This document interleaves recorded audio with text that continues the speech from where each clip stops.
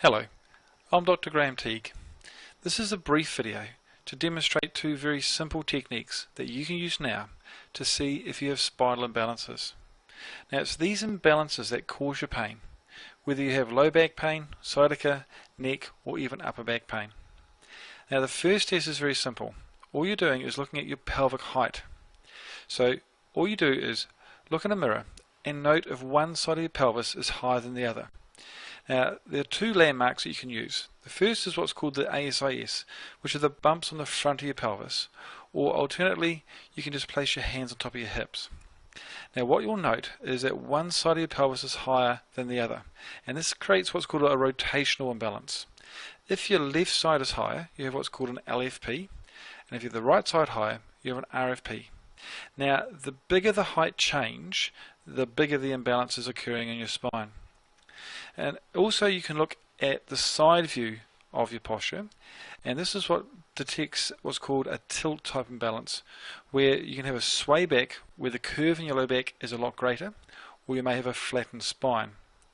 Now it's the pelvis which is the foundation of your spine, and it's the imbalances that are centered around here that can create pain throughout your spine, causing both muscle as well as joint tension. Now, a second test that you can use, which also confirms these imbalances, is what's called a straight leg raise. So simply lie on your back with your knees bent and then straighten one leg and raise it as high as you can until you can feel a pulling in the back of your leg or in your lower back. And then just repeat this for the other side. Now there are two things that you will note. First that you may find is you can lift one leg higher than the other side. Now if this is the case, then again it confirms that you have a rotational imbalance.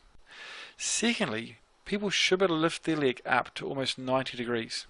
Now if you find that you can't lift your leg up to 90 degrees, and if both your legs are similar, then you may have those tilt type imbalances.